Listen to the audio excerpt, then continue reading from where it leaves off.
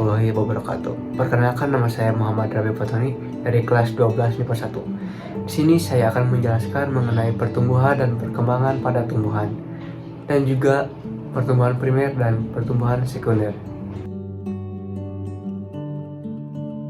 Nah, dimulai dari pertumbuhan.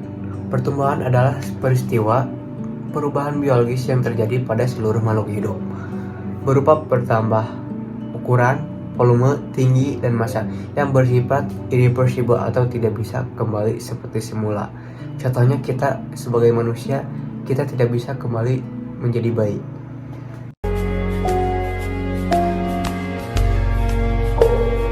Sedangkan perkembangan adalah proses menuju tercapainya kedewasaan atau kematangan sel yang ditandai dengan kemunculannya bunga dan buah pada tumbuhan.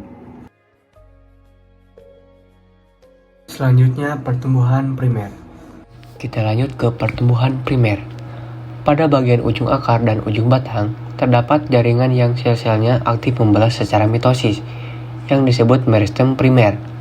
Aktivitas sel-sel jaringan meristem primer menyebabkan pertumbuhan memanjang pada bagian ujung batang dan ujung akar. Proses pertumbuhan memanjang pada ujung akar dan ujung batang disebut pertumbuhan primer. Contohnya pada kacang hijau dan padi. Kacang hijau disebut hipogeal dan padi disebut epigeal.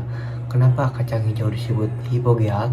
Karena perkecambahan di mana kotiledonnya tertinggal di dalam tanah.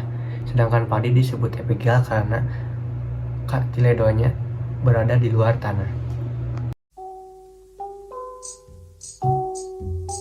Pertumbuhan sekunder. Pertumbuhan sekunder adalah pertumbuhan yang menyebabkan akar atau batang menjadi lebar atau membesar.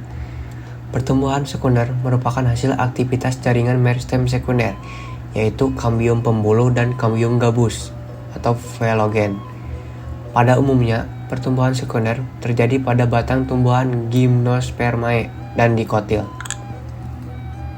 Contohnya pada pohon mangga. Bisa kita lihat di sini, pohon mangga mengalami peningkatan diameter batang dan pertumbuhan jaringan kayu di dalamnya, yang memungkinkan pohon untuk mengangkut lebih banyak air dan nutrisi serta memberikan dukungan struktural yang lebih baik. Nah, pada pohon mangga terdapat lingkar tahun. Apa sih itu lingkar tahun? Lingkar tahun merupakan lingkaran pertumbuhan yang ada pada batang pohon. Setiap tahunnya, lingkar tahun ini akan berkembang dan membentuk lingkaran-lingkaran yang baru. Nah, fungsi lingkar tahun yaitu untuk memperkirakan umur pohon. Sekian penjelasan dari saya. Mohon maaf bila ada kata yang salah. Saya akhiri.